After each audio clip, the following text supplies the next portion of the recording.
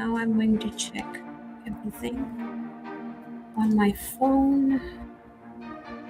Sorry, I'm new at this. I've only started it like 4 months back. When we spoke first time, I was just beginning my podcast. So now, Yeah, there's a lot to learn. yeah. So It's surprising how many things you have to do at once. that's true, especially the technology part. And I'm doing it on my own. I do have assistant and I do have husband who are usually very helpful, and they set me up and then they run away, so they cannot be seen in the screens. And they hope that nothing goes wrong. It usually doesn't. So let's check for Facebook first.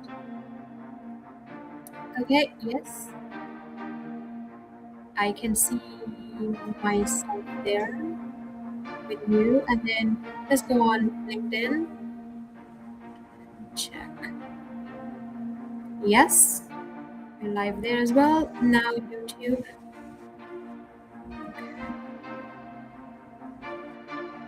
Correct, we're right there. And last but not least,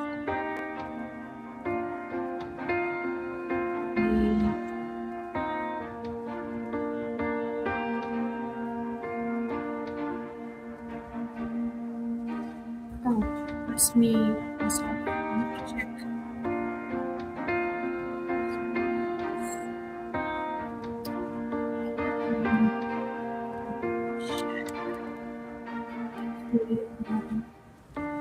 Live.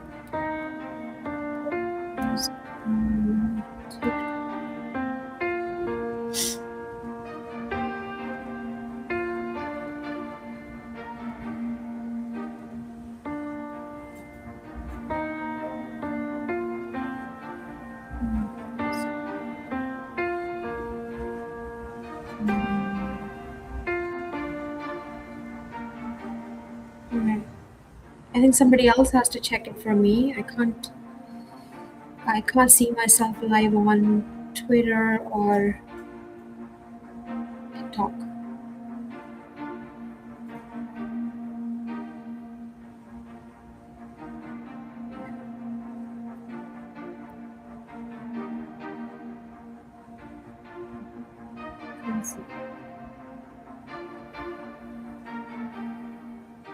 Oh, Twitter is working.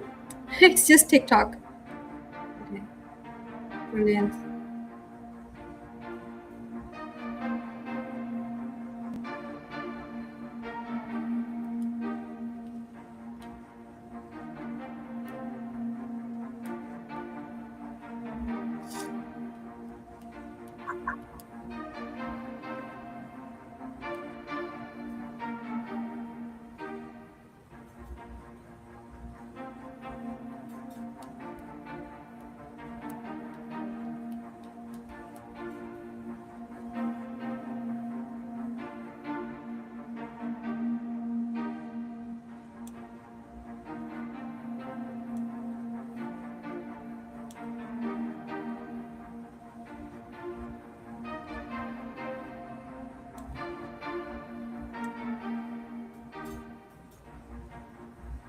I don't know how I get rid of the comic border that I chose with love.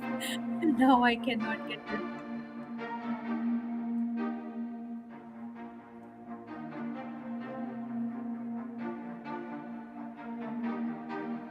With that.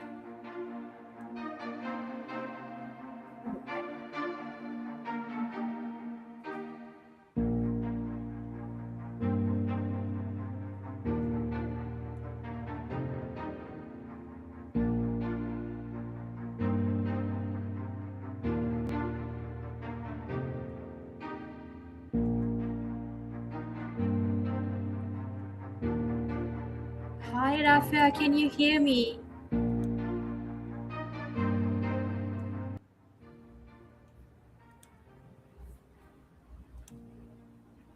If you can hear me, just say hello to me, so I know you hear everyone. Walaikum assalam. Are you sure it doesn't show you anything on TikTok?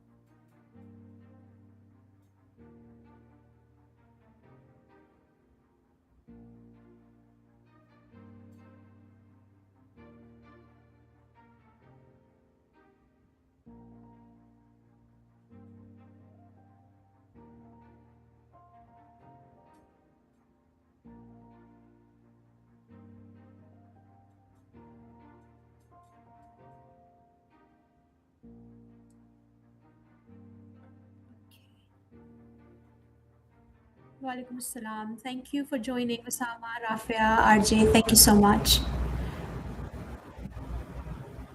Thanks for confirming. Yeah, because I was a bit confused about my microphone today. It usually does give me a yellow light on the other device. It's not giving me that today. So I wasn't sure. Hi, Kiran. Okay. Right, so we are all set to go, everyone. Let's start. I can see people coming in. So I'm going to obviously say welcome to everyone. Welcome to Unboxed with SG, where leadership steps out of the handbook and into real life. Today we are talking about schools that are failing, communities that are losing trust, and the kind of leadership most people politely refuse. And that's a big problem. I call these situations an invitation to do something special, an opportunity to show what leadership looks like when the data is low but the vision is high. Sitting with me is someone who understands this kind of work deeply, a partner in architecture of transformation, David Rushby. Welcome to my living room, David. I'm very happy that you're here today, and I know that you have the right background to guide the people who are joining us today. Most of them are leading schools or they are part of decision making committee or decision making team. So I think whatever you will share with them today, they're going to take it back with them. But before we start, before I bring the segment one that I have made my audience aware of, David, why don't you give your brief introduction so they know who you are and what kind of wisdom you're bringing with you today? Yeah, sure. Thank you. Thanks for the introduction. Everything you're saying there, by the way, just resonates. So all the keywords there, I would agree with the invitation. So my name is David Rushby. I'm a former head teacher, principal here in the UK. I was a head teacher for 12 years in two different schools, created a new school. I've always worked really in challenging communities and schools where there's the potential for failure and the schools are vulnerable. So being able to kind of take them from a position where they would be vulnerable and then into a more secure outcome, really, and change the fortune. So that's kind of my speciality, if you like, along with special education, which is where my career started in SEND settings. I'm also a local authority advisor as well. So I help to improve schools locally. I appraise head teachers, I recruit head teachers, I do lots of school improvement work. But more recently, I guess sort of over the last 5 years, I've moved really out of the head teacher's office and chair into EdTech. So developing and designing solutions to help other schools to be able to kind of change their fortunes. So just really simply the idea of using an iPad or tablet, getting around the classrooms, observing differently, building a picture, and then utilising those insights to impact on the school kind of improvement process. And that's really what I've been doing for the last 5 years or so. So I'm now working with schools nationally, internationally, hundreds of schools, thousands of school leaders in China, Dubai, Kenya, Spain, all over the world, and talking and listening and learning to their experiences and supporting them, helping them to capture and evaluate and to lead their school settings. So that's kind of a little potted history. I'm here in the north of England right now. It's cold and wet outside. I'm sat in my office and looking forward to this conversation as well today.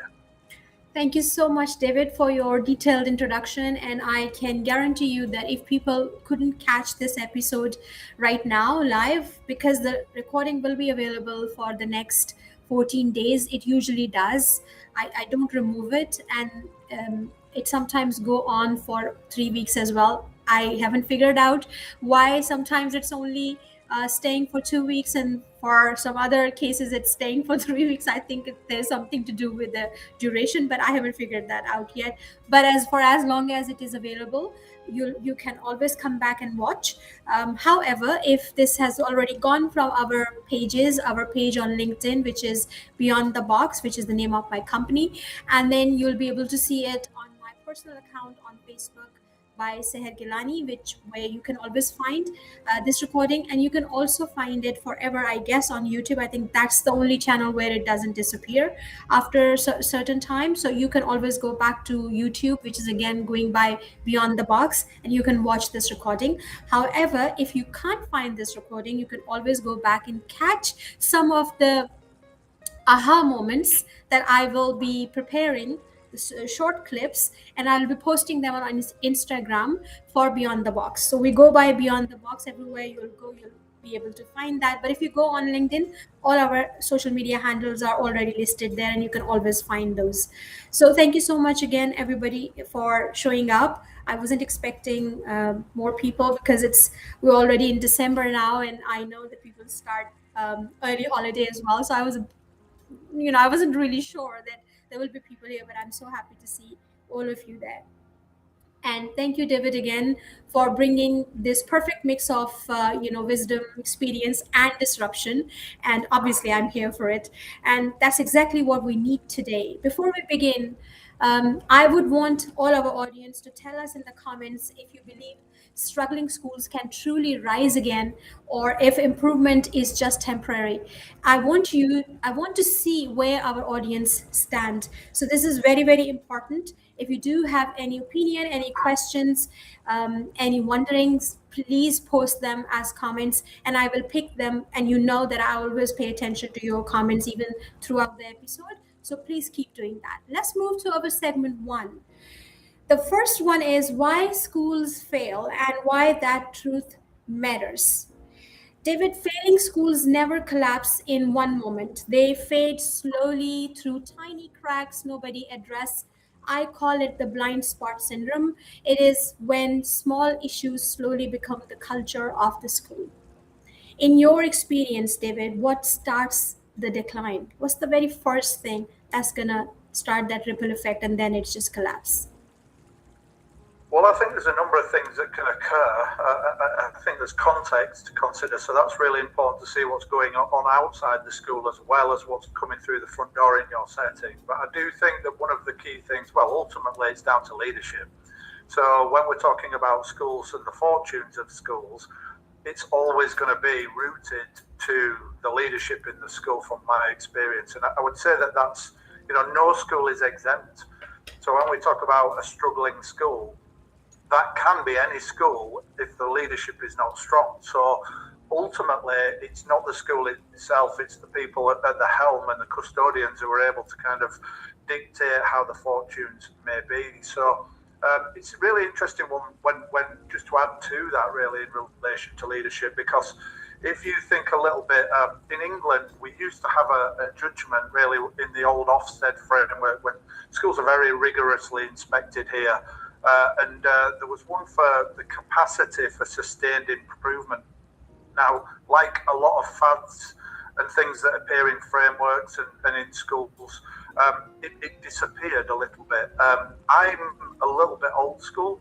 I would have to say that I truly believe that if a school has the capacity for sustained improvement, then you're going to be okay. So if we assess that, if I was going into a school to visit, to kind of consider, is this school at risk? I would be looking first and foremost at that leadership, right from the head teacher and principal across that leadership team and how that's distributed through school. If we've got the faith in the leadership team, if we've got the faith in the head teacher and there's clarity in their behaviours and their systematic approaches to school improvement and how they intend to kind of, their strategic planning, if those things are there, then the school can be vulnerable, but we can also see that there's a pathway. So ultimately, as optimists and working in education, the whole thing is only ever really about, the future. Children are about the future, teaching is about the future. And so we're always rooted to this kind of angle that if we can have faith that that pathway is there, that we've got the capacity for sustained improvement, and that's a leadership thing, then ultimately we've got some, we've got reason to believe that we can do it. And that's the thing. So I think for any school, why it occurs and how it occurs is a lack of those things, a lack of clarity, a lack of direction, a lack of strategic planning, not upholding the expectations, not purveying those and setting that expectation yourself. So I think there's ways and methods that we'll probably look at today and discuss as to how we can do things, but ultimately as to why it might occur. I think leadership, that's really where you've got to always begin. That's where you've got to look, the capacity Absolutely. for sustained improvement. Absolutely. I completely agree with what you said, David. But and I wanted to share what my feeling as well. I feel that when the parents are drifting away, that's when I feel that there is something wrong with the school.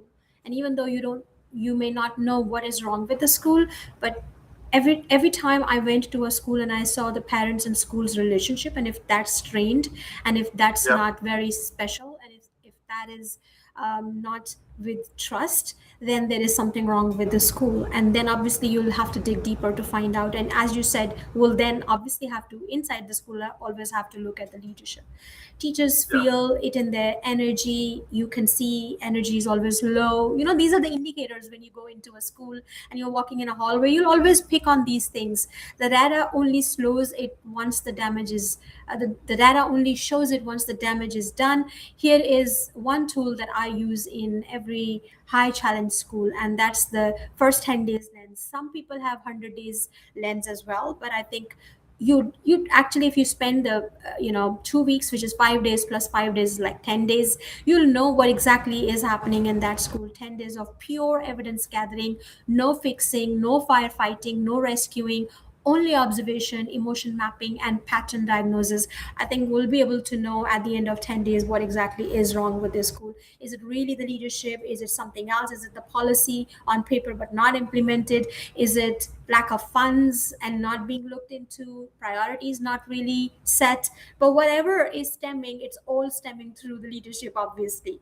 So we'll obviously take everything back to the leadership. If you do have the right kind of leader for your school, perfect. If you don't, then that's where the problem is. um, David, let's go to the. I'm going to have a comment for the viewers again here.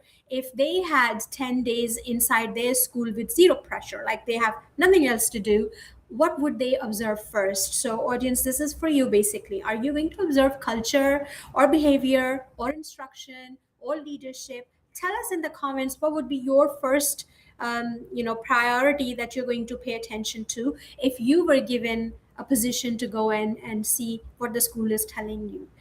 This brings us to our second segment, which is high challenge is not a threat, it is a gift.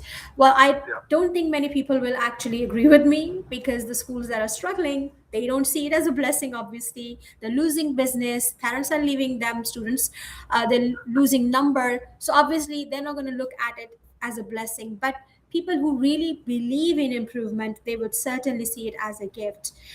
I do not take easy projects when I work with the schools. Coincidence that every time I joined a school, it was either a failing school or a school that was at a risk of losing its license due to whatever the reasons were.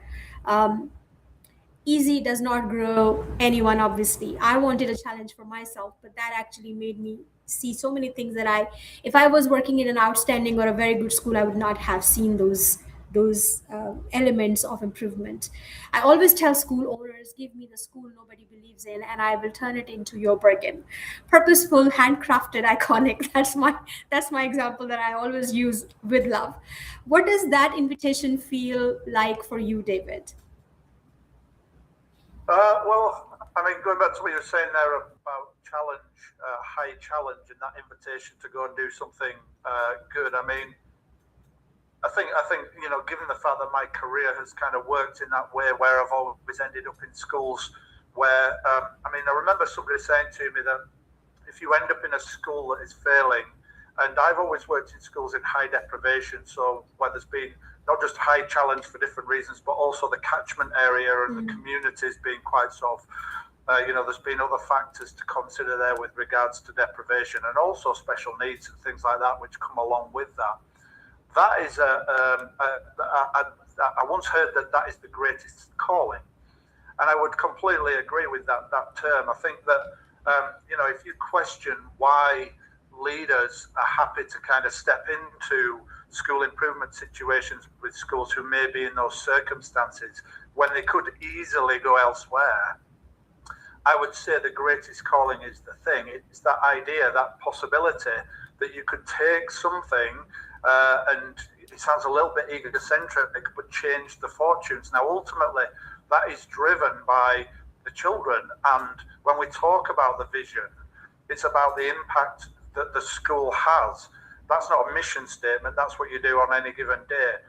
But we need to think about the impact that the school has on the community. So that's really where the vision is rooted. And ultimately, that idea of then challenge and support within that setting has to be significant. So if you don't mind, I'll just pop on my screen sort of a couple of examples using Absolutely. the software. So we've developed some software at Nautilus. So if you go to our website, which is nautilus.education, and I'll show you really as we're talking today, practical examples of the software that we created really to be able to kind of help schools to do this, so to apply that challenge and support. So if you can see my screen okay now, what I'm showing you, what I'm sharing is the idea that we can take all of the observations, monitoring and things that we typically do in schools and put it all into one place centrally, so we can use metrics then to be able to kind of identify strategic improvements and opportunities. So that balance of challenge and support now starts to really kick in, and we've got something tangible. When we talk about sort of high challenge or whatever, and it is to do with the circumstance of the school, challenge and support is not a fixed position. It's adjustable. And as a leader, we're looking to change that and to decide what the balance of challenge and support should be in this circumstance right now. And that does depend on whether or not a school is failing or not, or whether or not we've got stability.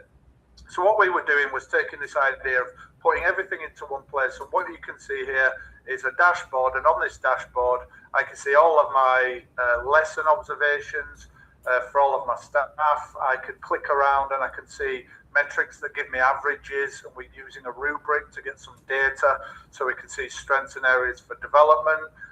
We can use AI then to be able to kind of take the analysis that's in the system and the feedback and the evaluations that we've done in the classroom, and then be able to utilize and leverage those insights so we can apply that and make sure that that impact. So here what you can see, we've got Nemo, and he's delving into our monitoring, our learning walks and observations and book studies and surveys that we're doing with the pupils, and then presenting kind of ideas and facts and solutions. And we can edit the statement Recording here. in progress. And the whole idea really is that we're able to take as much from this process as possible and make that impact. And just going back very briefly, just to your question there really around challenge and support. So if I'm using an iPad and I'm popping into the classroom and performing a learning snapshot, which is a short informal lesson visit, and I'm going to see Casey, and this is a science lesson, what we've now got really is a good example of how we can apply that challenge and support. So we've got lines of inquiry here that we're using on the device, and this is what we were looking to do to try and sort of place it in the hands of the observer. And what we're looking to do is to see and to evaluate key areas of our provision consistently. And so we're creating a common language for not just me, but for all of our leaders, subject leaders, departments, Senkos, people with different responsibilities, and we're all looking at the same key areas. So we can steer, change, edit, and amend this. But a good example here with this rubric is we're looking at the engagement of the pupils in the classroom. We can see that the children are engaged. The next question is, how is the teacher engaging the children? So this is a reflective process, which is developmental.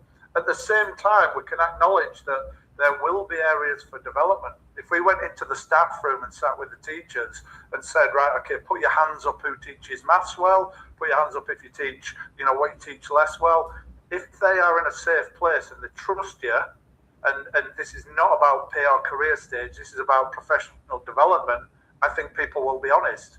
And so therefore we've got opportunities to share their ideas, to provide recommendations, and to create opportunities to collaborate, provide support, or whatever's required.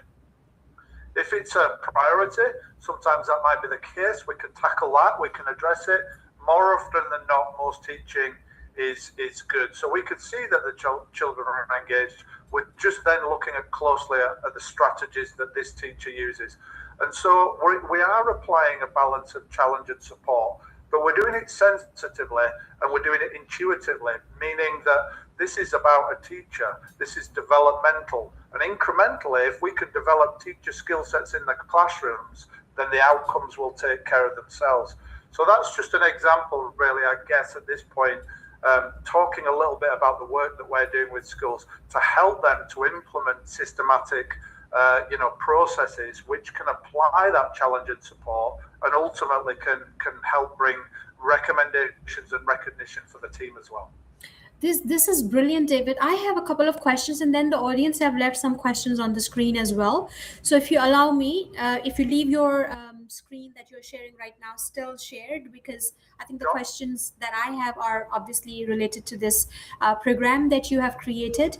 It looks like it looks to me, it looks beautiful because I'm a data-driven person and I value data, and I think that is a game changer when people actually start decoding what exactly is wrong with their schools or what elements they need to look into, from lesson observations to lesson planning or differentiation or special needs, like all those elements together. However, my question is, since this is a product that is already prepared, and you did mention lines of inquiry, so I'm imagining that this is for an IB, International Baccalaureate Curriculum School, maybe being used in a PYP section. Is it aligned with other inspection frameworks or curriculum frameworks, or have you only got it for IB? That's the first question that I have. Yeah, I mean, this is it's a really interesting question because what we don't want to do is to align it too closely to anything. I mean, ultimately, we're talking about teaching and learning. So I think that if we're looking to create a common language, the danger is that we create software that is aligned to an inspection framework or something like that. And then what we do is we lack, it's not future-proof, and I talked again about that sustainable capacity for sustained improvement. Well, if we're completely rooted and the whole exercise is just a compliancy in relation to having a visit and providing evidence for an external kind of visitor, then ultimately we're overlooking the sort of key thing, and that is to make sure that this impacts on our children. The byproduct should always be evidence and compliancy and inspection. So we want to focus on the key things. So you'll see, for example, on this framework here, that this lesson snapshot that I've created, which is our default framework, you can edit it, you can change it, you can create your own. We get the fact that you know your school better than we do. What we're doing is putting in some key principles, so then you've got blueprints. You can use these. So, for example, with this lesson visit, engagement, pedagogy, and the strategies and techniques for learning, the learning itself and the acquisition and application of skills and knowledge, and then the value or outcomes, impact, progress, call it what you like. But with those 4 areas that we've got here, what we're doing is basically we're ensuring that we can be efficient at the same time. So I can get around the school. This framework doesn't dictate how long I have to spend in the classroom. Right. It's not about compliancy. It's not, we're putting teachers first and providing feedback and creating recognition, validating what the teachers do, and recommendations and areas for improvement. And that's the whole thing about the design. It doesn't dictate, and so therefore it fits with any subject, any key stage, any year group, any cohort, any school, any setting, because it's about teaching and learning. What we're then going to do when we set it up, like we did on this occasion, is apply it to science, English, maths. These 4 areas are not exclusive to any one inspection framework or any subject or any year group. It's about, these are guiding my leaders, but they're not telling anyone how to teach a lesson. It's a process of reflection. We're evaluating the impact of what the teacher does. And so that's kind of how the framework is designed and how we design things. So, that's for me significant, because when we talk about school improvement and the things that we've been discussing, what we are talking is about the structural, systematic approaches that we have in school to drive improvement. And so, yes, we may have to be rooted to the inspection framework if we want a quick turnaround, and that's fine, we get that. But ultimately, for most schools, like I say, we can adjust the balance of challenge and support as we get stability and our teachers start to fly and thrive. And so that's how we're using this. We're using this intuitively. And we could take a little look and think, at some point about, we can add photos to this and videos to this lesson visit, which is really great for being able to kind of consider the wider progress that takes place in any classroom, rather than it just being about data. We can get responses and we can provide same-day feedback as well. So with a short visit, there's an awful lot of insight then back on the dashboard that we're able to take away and leverage, from photographs to the data, to the AI, to the analysis that we can use then. But the simple process in the classroom, it is lines of inquiry and prompts, and that's why we're keeping it very lean and very concise, and that's really important. Thank you, David. And the second question that I had about the program, if you could just let us know, we don't need to obviously know the names of the school, but are you already implementing this program in schools in UAE or anywhere in the GCC? If you could just name some of the countries where it's being used, I think that would give the school principals or school leaders who are watching right now or will be watching later on, they'll understand that, okay, so if other schools are using it, that means I can go and I can use it too. Because there is always that kind of concept in their mind that is it relevant to our context, which I understand that it is, because you actually drive your own context in this. It does give that liberty to people, but I think if you'll just confirm what other countries it is being used apart from UK, I think that would just bring some more comfort. Yeah, I mean, we're starting to, we do webinars every week and talk to school leaders from everywhere. I mean, literally hundreds of countries. So we are working with lots and lots of different schools and connecting. As far as kind of established relationships and being able to support schools and subscriptions and those kind of things, we're working with schools now in Dubai. And I've got to say that's been an interesting process, because we started with English schools, but ultimately, as you can see, what's really important is that the processes that we're looking at here can travel regardless of where you are.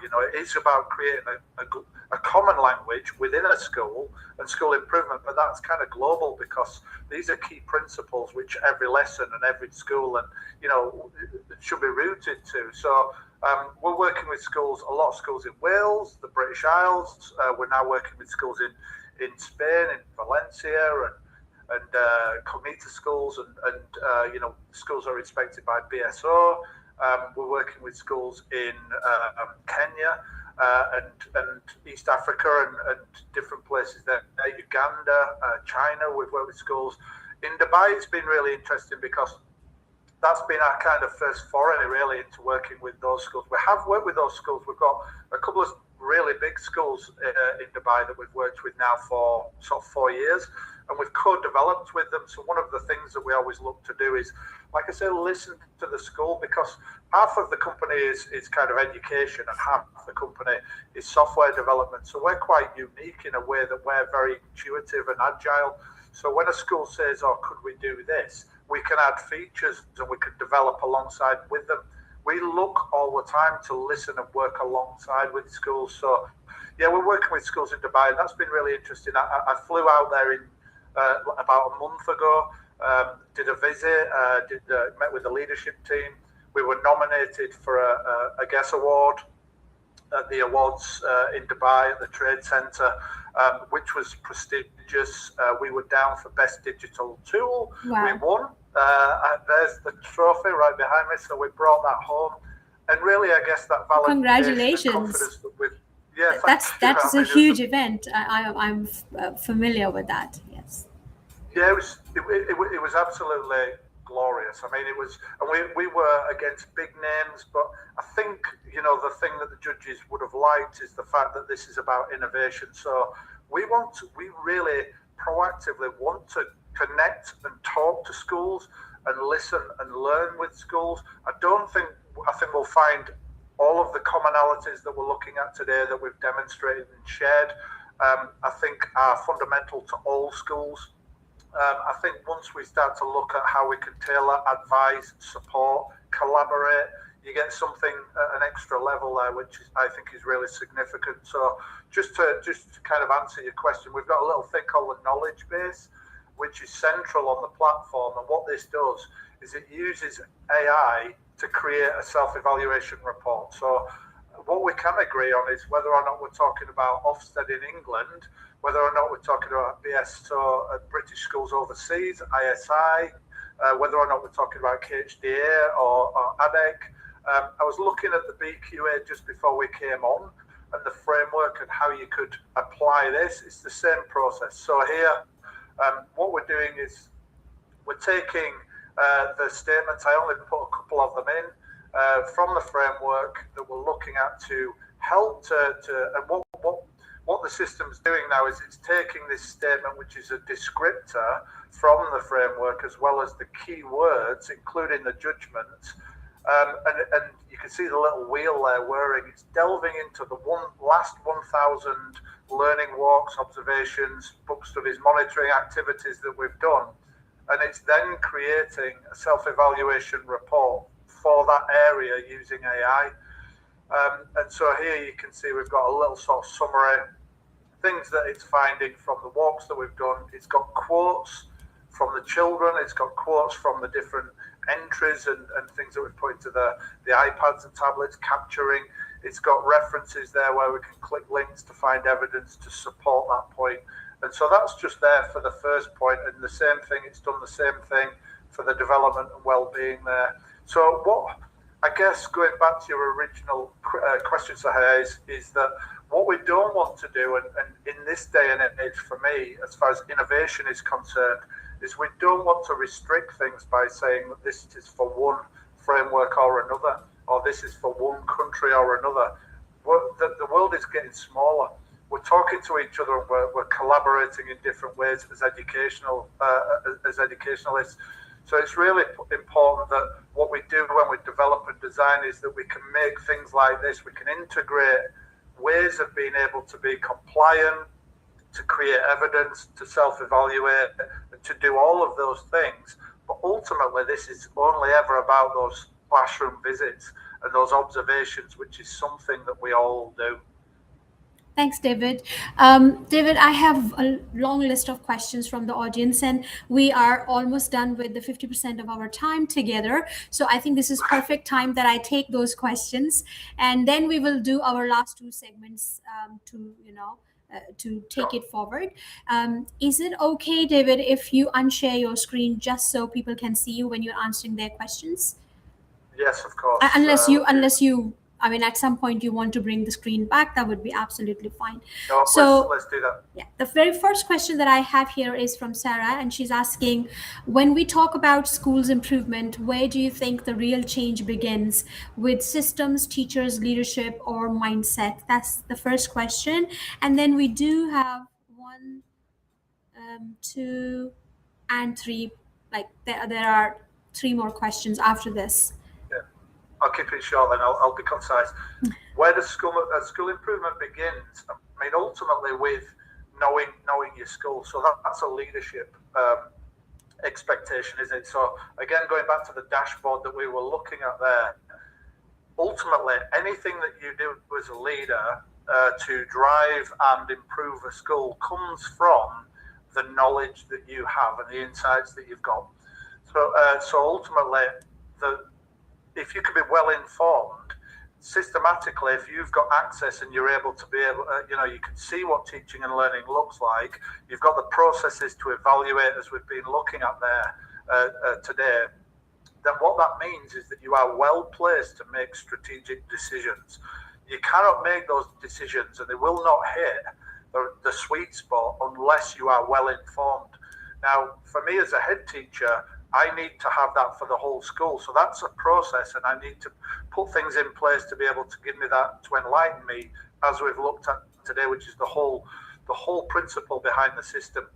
But ultimately, what that means is, if we're going to get sustainable leadership as well, and effective sustainable leadership, is we also have to implement and give those systems to our other leaders too. So whilst I've got a really secure point of knowledge and can see what's taking place and what we need to do next, so does my deputy, so does my leadership team, so do the department leads, and so on. So how can we create schools where every single leader in the school has a really secure point of knowledge? And that's kind of the holy grail.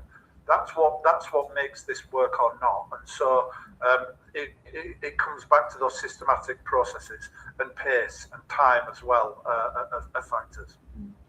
Thanks, David. I am sure that Sarah will find this very helpful for her school that she's trying to improve. I then have another question. It's a long one. So basically, Rafia is talking about her current situation. She is working in Pakistan, and that's a government school that she's working in. So she's quoting the problems from there. She's saying, in public school situation is more pathetic. That's the word. Lack of funds, leadership, and good management, all is not available.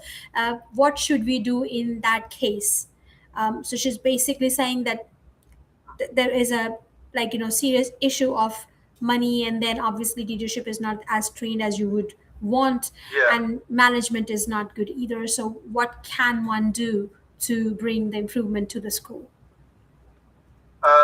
Well, I think, ultimately it's difficult to comment on very specific context. So I do have to kind of throw in a disclaimer that sometimes, whether or not, every school is different, and knowing the context is really critical to being able to kind of make those right decisions or advice. But ultimately, a couple of things which I feel are important, certainly, and it sounds a little bit sort of casual, but I think we have to be careful that we don't see money as big. We can't fund our way out of failure.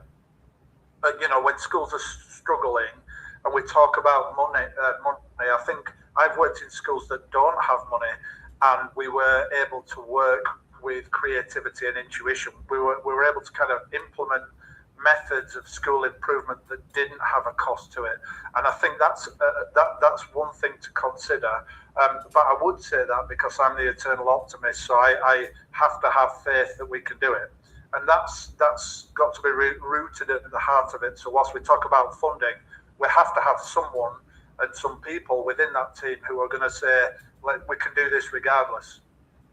I think as far as kind of being able to drive the improvement, that the best thing that we can get without money and anything else is collaboration.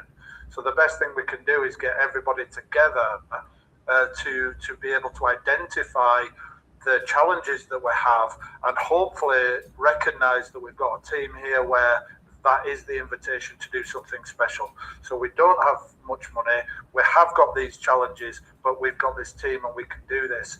And so there has to be that belief and that sense of faith, otherwise it's a non-starter.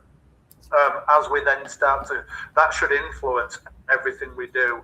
And hopefully, what I've seen in schools is when we've got adversity, is that can bring people together, and we can get exceptional leadership in those circumstances. So I would be sticking with that prospect, but obviously that's got to be the right people and the dynamics. And again, it harks back to that person at the top and that leadership team to be able to kind of make those calls and to implement those processes. Right. And then we do have the last question here from a school. There is a school sitting here, like somebody from the school. David, what is the biggest challenge schools face today when trying to improve, and how can leaders overcome resistance to meaningful change? Resistance from, I think that they mean from everyone, including students, teachers, or parents. The biggest challenge, I guess in any school and education currently, I think there's external pressures which, can affect staff retention and job satisfaction. And I think if I was looking at any school and advising one thing really, not to remedy that, but certainly is a significant factor, because whether or not we're talking about pay, whether or not we're talking about the size of the classes, the context, the challenge, whatever the circumstances, what we need to have is we need to have staff who are leaving the building validated and feeling like they are contributing to something significant. That's really important. Now, as far as kind of how we achieve that, one thing I would suggest, which is often overlooked, is recognition. And I've sort of tapped into it a little bit really when I've sort of shared my screen today. But one thing I would say is consider the recognition for your staff. Your staff really didn't come into this job because of the money. They did not apply for the job because they wanted to be wealthy. True. They came into it because they had a calling and they wanted to make a difference. If that's got lost and if that's deviated and derailed somewhere along the way, I think we need to be looking and questioning, are we able to put teachers in a position where when they leave the school, they feel like they are making a contribution? Do they have job satisfaction? And I would say that comes from recognition. Recognition from you, from the head, from the colleagues, from the children, from the families. You mentioned the families are here at the beginning. Really critical. Now, as a head teacher, I would love to see what are those channels like. How do we enable all of those people to put this teacher in a position where they are in receipt of information that says, you're trying hard, you're working, this is good, I love the way you do this, try this, and enabling those teachers every day to make sure that they are feeling, and that's down to good quality, timely feedback, which is also often lacking in schools. So I would look at those channels. How can we facilitate that? How can we provide recognition? Because even if a teacher is struggling and is not particularly competent as a head teacher, all you can do is make them better. And that often starts with those kind of internal, that recognition that really needs to be part of the culture that you create in school. Thank you, David, and I completely agree. And here is my second tool to all the audience who are right now sitting here. You've already seen the perfect system that David has actually created, and it's he called it innovation. Why? Because it's not just set, like he is changing it every time he's connecting with a new school, and based on every school's feedback, he's changing that system, and that system is helping with teaching and learning. And here is the tool that I think, and it's like a soft skills tool, the identity reset framework. I'm calling it framework, but actually it is as simple as that. That every time I join a failing school, and we know that failing schools go through a lot of emotional stress. Everybody in that school goes through a lot of emotional stress, and that leads to identity crisis. People forget who they are and they forget who they serve. So I create a new identity statement with the team, but it has to be a team effort. Just like David said, that you have to acknowledge the efforts of your teachers, your parents, or whatever support system you do have. You got to acknowledge them. And in the similar manner, if you are coming up with a new identity statement for the school, you must involve every single person from the school community. Involve your team, involve the stakeholders, involve the parents teacher council, and that would bring in that kind of faith and trust again. And this statement has to be short, sharp, emotional, something that reignites belonging. Identity is not a slogan, it is the operating system, to be honest. For example, in one of the companies that I was working with, and I was looking after 11 schools, and they were all due for some stage of improvement. So the tagline or the slogan that we all came up with was learning without limits, and that put teachers as learners who are going beyond limits, that put parents as learners who are going to look at the school system beyond limits, that brought that limitless learning to the students as well, and obviously to the leaders, because they were the one demonstrating it. So that one slogan is going to become your operating system. Every time you're taking a decision, you're going to look back at your slogan and see if it's actually reflecting your school improvement process or not. So I think this might be an easy tool for you, but trust me, I have worked with this tool so many times, and every time I work with a team on preparing a identity statement, it always works out. So try that. If you have no funds, no leader, nobody, so try that and see if that works out for you. We're moving to our third segment now, which is the actual turnaround strategy, your tool. The schools, if you are here and in the audience, what kind of tools you use, please drop those in the comments. And obviously David is going to choose his tools and he's going to look at the real practice with you. So now we get into strategy, David, and here are my first moves when entering a struggling school. Tool one, leadership calibration. I gather the leadership team and I ask one question: what does excellence look like, or what a good lesson looks like? And if there is silence and if there are different diverse responses, that means we are not on the same wavelength, and that's the first thing we need to fix. We need to have the same vision about a good lesson or what a good school looks like. And the second tool that I usually use is the 90-day instructional lift. Only three priorities. For example, teachers drown under long initiative list. We only look at three initiatives, three priorities, three things that everybody is buying in, and that's it. And then after 90 days, you see if everybody is using it. It could be special needs, it could be differentiation, it could be inclusion, it could be anything, you name it, but just only three things. Do not have a list of 100 things and you can't achieve anything. So three things and you get it done, and then come back, reflect, and see how you can make it even better. And the last tool from my side is the parents trust loop. Parents lose trust before results improve, obviously. Sometimes they don't wait till the end when the improvement will come. Like, there was one school that took around 5 years to become satisfactory from inadequate, or acceptable from very weak school, because that school had been very weak for last 10 years. So 5 years in order to go to satisfactory that the school had never ever experienced. I think that was quite a journey, to be honest.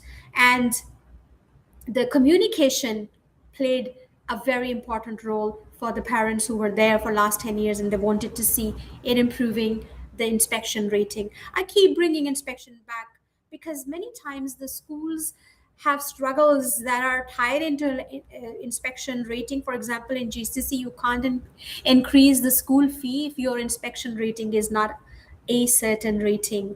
Even satisfactory schools will not be able to increase their fee under some local authorities. So that's the reason why I'm bringing, because at the end of the day, private schools are running businesses and they need to take money back, and they need to fund their teachers' salaries, and they need to fund the resources. So it all coming back to money. So obviously, you do need to have results that are going to support you with increase of your or whatever other sponsors, or whatever you want to get. So, David, I'm leaving the floor for you to talk about the tools that you want to suggest to the school owners, school investors, or the school leaders who are going to watch it or who are watching it right now. Okay. Right. Well, I think that's worthy of another screen share, and I'll just pick up on some of the things that you were discussing there. Really interesting when you were talking about the idea of sort of expectations as to what a good lesson looks like, or good teaching. If I could just sort of share a quick anecdote. So a good few years ago, I'd probably been a head teacher for around about 10 years. And I was standing in front of all of my staff, and they were long-serving, hard-working, incredible people. And I was talking about what a good lesson looks like. So I'm talking about high expectations. And as leaders, we often do this. We say high expectations, this, and it becomes this phrase, this soundbite that we throw around, and everybody then starts to repeat it. And before you know it, everybody's using it, but there's no clear definition. So I'm talking to the teachers in the room and talking about the expectations. Now, I have the luxury as a head teacher of being able to go around and see every teacher. It's really important for me that I've got that overall insight, really, that holistic view of teaching and learning in the school. What I failed to realize after years and years and years and years is that the teachers did not have the same expectation. They did not have the same insight. Most of the teachers had not seen anybody else teach for years. And so ultimately what that meant is that their view of teaching was probably that everybody did things like they did. Now, I knew that this teacher was really good at teaching music. This teacher was really good at teaching maths. This teacher was fantastic at teaching reading. What I needed to do was to facilitate and share that good practice between all of my team. Ultimately, what it means is we've got a lack of clarity around the expectations. So I can talk about high expectations, but it doesn't mean anything because it's not backed up by any facts, insights, systems, processes, or any of the rest of the team being able to contribute to that. So when we were developing the software here, I'm just going to pull up a few samples. So for example, we were looking at things like book studies. So we look before the learning snapshot. If I want to look at a book and I want to pick up a maths book, an English book, a science book, I now need to set systematically a common language so we're all looking for the same things. So as a leader, and we've got lots of leaders in school, I'm now creating processes which enable them to get insight and guiding that systematically. So we're looking at the presentation in the books. We're thinking about the pitch of the lesson and the learning, differentiation, if you like, as well, those kind of adaptations. We're looking at the pupil contributions, regular and sustained application. We're thinking about progress on the day, Monday to Friday, first page to last, challenge and support, and how we're extending the learning, and we're thinking about the marking and feedback. So just by creating a framework like that, what we're doing is now giving that to all of our leaders and all looking at the same things. So going back to what we're saying about clarity around expectations, that's what we're looking for. If we don't have that clarity, going back to the learning snapshot, when I walk into the classroom, if my teachers know that I'm going to be looking at engagement, pedagogy, learning, and then the success, the impact of the lesson as well with value, then those four areas become commonplace and we all start talking about them. We all start discussing them. It becomes part of the fabric and the culture of what we do. We've got a framework, we've got a structure in place. We cannot have a lack of clarity around the expectations. Just going back to how we use the photos and videos, this is the whole picture paints 1,000 words thing, because these are not anecdotal. This is curriculum impact. So I'll give you an example. So if I key into here and just bring up the math samples in my school, what I'm going to do now, this is communal, is I'm going to put this on the board. So let's go back to that example where I was talking to all of the staff. In this situation, I could put this on the screen and I could share the expectations in maths. So I can say, and every one of these photos has been specifically chosen to spotlight good outcome and good practice, progress, relative progress, because it'll differ from children, particularly if you've got additional needs. But the one thing that I love about this one, so I've just keyed in maths, is that it shows how much progress there is in a classroom that is not in a book. And so if I look, you know, we have got books and samples and tests and things, but we've got this practical learning. We've got this engagement from pupils that work on walls. We've got early years and continuous provision and Numicon and whiteboards and all of these different kind of processes which we overlook and we do not acknowledge. So by sharing this and by sitting in the staff room and being able to bring up these samples, I can say that's what maths can look like. This is what writing can look like in year 6, and I can bring up a sample that shows the staff so they can use that, and that's CPD. They can understand and appreciate what this looks like. You can create the tags yourself. And the same thing goes, finally, just to kind of nail the point, I guess, if we start to think about the videos and how we're using this. So what we're starting to appreciate now, I would hope, is that, yes, we've got data, yes, we've got feedback for staff, but we've also got this database now which is setting the expectation. So, for example, if I want to show what a forward roll looks like and a dance sequence, I can use this. The staff can, it's great for staff because they can use this. It's great for the children because we can demonstrate the outcomes and expectations.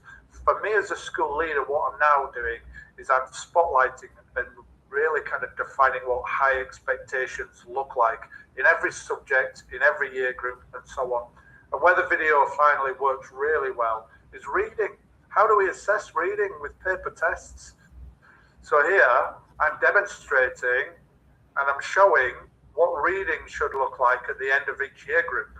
I'm showing how children read, the strategies they use to decode and to become fluent. And I'm sharing that now so that the staff will have a greater understanding of what the curriculum should look like.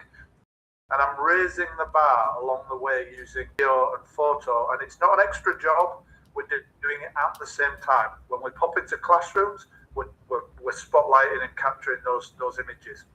So sorry if it was a long response to your No, question, that's absolutely fine. A lack of clarity with the expectations. I think we agree on that point. Absolutely.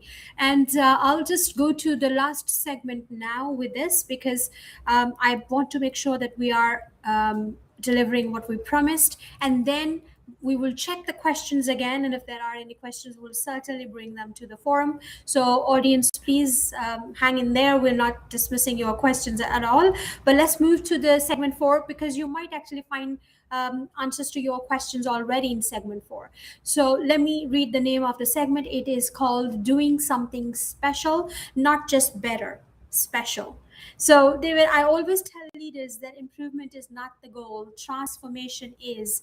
Transformation is what happens when a school becomes the case study nobody expected. When I walk into a failing school, my first thought is simple: this place is going to rise. What does doing something special mean for you, David?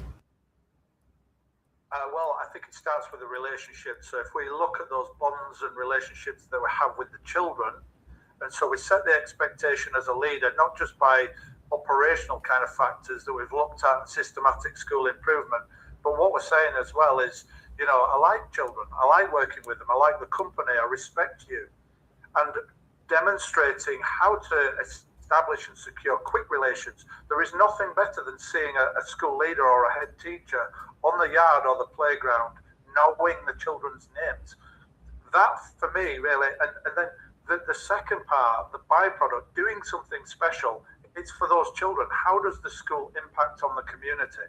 And having done it and gone into a school, we were weeks away from closure. Our school was serving the poorest children in the town. And, everything was failing. Why would anybody go into that situation? Once you meet the children, once you create those relationships, people are drawn to that in the same way that people will, humanitarians will go and do charity work. It really is that significant. It's the greatest calling that I was talking about. Once you are able then to start to see those little glimmers, you start to see the children's attitudes change, the behaviors change. You start to see the teachers leave the building feeling valued, pinning the shoulders back, puffing the chest out, loving the job that they do, and contributing more as a result of that. And then the bigger picture, the long term, incrementally over time, is that you start to see those children leave, thrive, and succeed. So, doing something special is that sequence. It's turnaround is a part of the process, but being able to stick around and see those children return after 10 years and bring their children to the same school and pop up and shake your hand and say, you did this for me, has to be what it's all about. But it only ever starts with those relationships. And I think the interesting thing, finally, is that whilst we talk about doing that for other people, the wonderful, beautiful, significant thing about all of that is that it changes you as well. It makes you a better person because you rewire the way that you do things. You become selfless. You demonstrate those characteristics every day for everybody else to see, and you display them, and over time you become a better person because of the result of it. So it's a two-way process, and it's interesting really the effect that children can have on you as much as the effect that you can have on those children too. Thank you so much, David. And just the last bit that I wanted to add, I usually sit with the leaders and I ask them to just give me 3 actions that will define their legacy in the next 6 months. And then not a very long list of items, just 3 legacy moves. And great leaders do not do everything. They do the right things with precision. And I think everybody needs to understand that. Kiran, I saw your comment and I saw your question as well. Like, what's the easiest way? This is the easiest way, trust me. If you would have a very long improvement plan, which people usually do. I have seen many schools writing 100 pages school improvement plan and then not achieving anything out of it. I think Yes. what David and I are trying to tell you is how the simple moves can transform your school. You don't really have to make it complicated. You don't have to write so many pages, because that's not going to guarantee any improvement, hence transformation in your school. It's the innovation. And you know what innovation means, right? Innovation means, it doesn't mean only technology, it actually means anything, any move or any tool or any strategy that you actually use to solve a problem in the smartest possible way. That's the actual definition of innovation. So if you keep that in mind, you will see your school transforming, and you will see your teachers coming on board, and you will see those parents trusting you for what you are telling them. Um, but if you are going for the difficult move, which is writing a very very difficult and lengthy improvement plan and then trying to monitor it, that's going to take everything away. When it comes to motivation, people are not going to be motivated because it sounds unachievable, and that's why people will lose motivations. Baby steps, one target for the day, achieve it at the end of the day, sit, celebrate, order pizza, go home, and then bring your team back again. 5 minutes briefing in the morning, one target a day, achieve, sit, reflect, pizza party again. If you can't afford pizza, then one dish perhaps, so the cost can be covered. I am very familiar and very conscious about the cost problems as well. But the thing is, you got to keep it simple. And that's very, very important here. Now, I would want, we have only, actually, we are out of time. Let's just look at the questions one more time. If there's anything that we didn't answer, yes, RMG. This is what David was showing, is an online uh, program. If I will be sharing, if you go on actually LinkedIn, David is already linked or tagged in my posts. And if you go there, even on I think Twitter, but just go to LinkedIn. Don't be confused. Go to LinkedIn, see where this original post was, and you'll be able to see his name tagged. And when you'll go and see his profile, that's easiest. You'll see everything there. You'll see his website, you'll see his own details, you'll see his company profile. Everything is there for you. So this is an online program, and yes, there is a fee associated for the subscription. And you could certainly, suggest it to your board level people or the people who are making decisions about using a program. And why not? I mean, the suggestion doesn't hurt and it doesn't cost anything. At the end of the day, the management will see value and they'll come back if they really like it. So yes, please go, feel free. And I will, in one of the comments under the same live, wherever it is on LinkedIn, I'll post his website again so you can find it easily if you couldn't find the one where I tagged him. Sarah saying this conversation made me rethink school transformation. Insight, honest, and full of practical wisdom from Seher and David. Beyond the box education reform. Yes, thank you so much for creating these hashtags for us. I really appreciate that. So we don't really have any question, everyone. David, thank you so much. I know we tried to bring everything down to 1 hour, which obviously is not justified for the kind of issues the audience's school might have. But we tried our best, and you can always reach back. And I know David is already doing free webinars through his company website, and you will always find information there. And those are, if I'm not wrong, David, please correct me if I'm wrong. Those are free webinars, aren't they? Yeah, we're doing free webinars every week, so looking at different aspects of school improvement. So recapping a little bit more sort of thorough on some of the areas that we've covered today. Nautilus.education, that's us, and you can find lots of resources. We've got a community as well, newsletters. And just going back to what you were saying about the request, if anybody does want to learn more, get in touch, book in a demo. We're really up for meeting you, learning about your context. And as we've discussed today, the interesting thing, we're miles apart and we're talking about the same priorities. And I would completely agree. Yes, we could have talked more, but distilling it down and being concise, just like a good leadership plan, is how it should be. Thank you so much, David. This conversation was definitely powerful, and people are thinking, we can see that. We reminded leaders that failing schools are not a burden, they are an invitation, a canvas, a calling, a chance to build something that outlives us. To those watching, do not underestimate your influence, please. Education will not charge because we wish it will not change because we wish it to change. It will change because you decide to redesign it. Thank you for staying with us. Drop your final thoughts in the comments. Tell us the one moment that hit you the most during this conversation and share this episode with someone who might need that courage today. This was Unboxed with SG. Thank you so much, David. Thank you so much, audience. See you next time. Bye bye.